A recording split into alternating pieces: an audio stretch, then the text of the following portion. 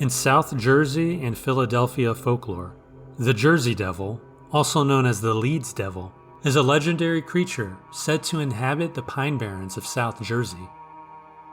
It is commonly described as a flying biped with hooves, though variations exist.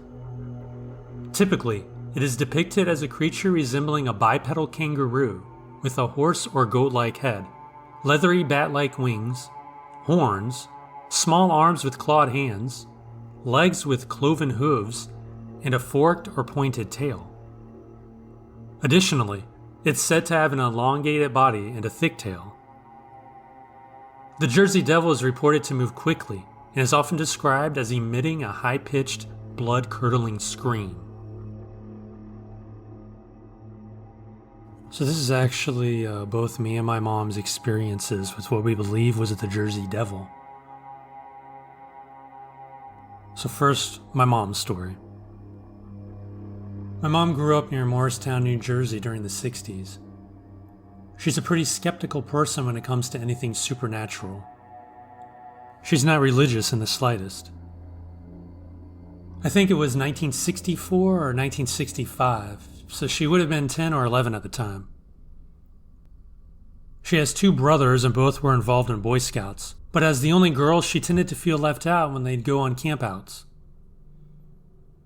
She was definitely a tomboy and didn't understand that as the little sister, why she couldn't just go camping with the boys. Fortunately, my grandpa was pretty in tune to this and started including my mom when he could.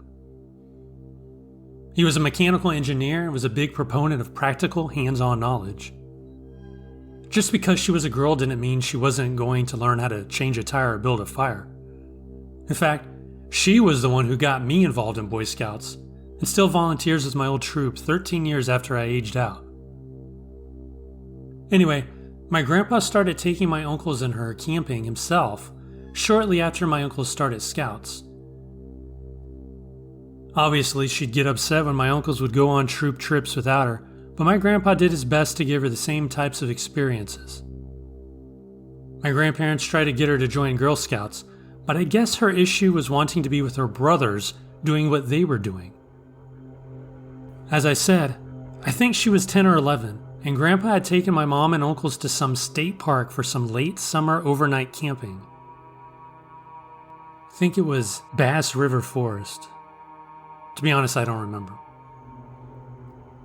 Anyway, they spent the day paddling around in my grandpa's canoe near the campsite. They did the typical hot dogs on skewers and s'mores dinner before turning in for the night. Sometime during the night, she woke up, needing to pee. There were pit latrines on the edge of the campground, but with it being pitch black out, she laid awake for what was probably 20 minutes, but felt like hours.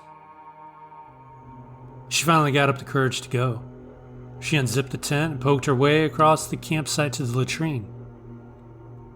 She went to the bathroom and poked her way back across the campsite. She climbed back into the tent.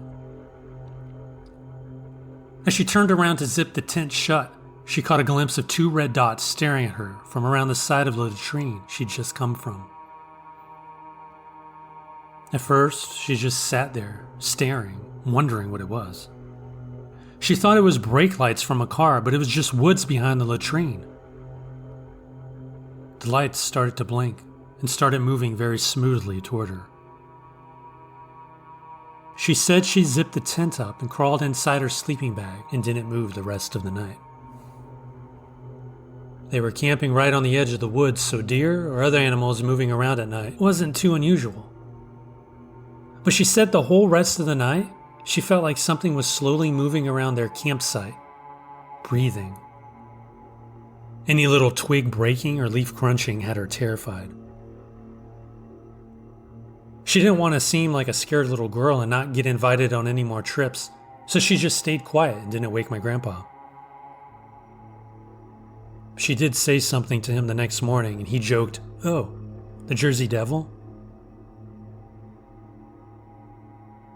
That was her story. This is mine. My grandparents lived in New Jersey until the early 2000s.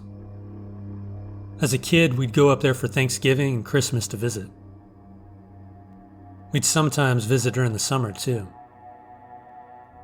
On one particular trip, it was just after the 4th of July. We spent the trip swimming in my grandparents' pool. It was a while after dinner one night. We were sitting out on the porch, watching some stray fireworks that their neighbors were setting off. The night was winding down. My grandma had gone up to bed, and it was me, my dad, and my grandpa sitting out on the porch while my mom and sister were inside watching a movie. I remember it was a warm, breezy night, and you could smell the fireworks.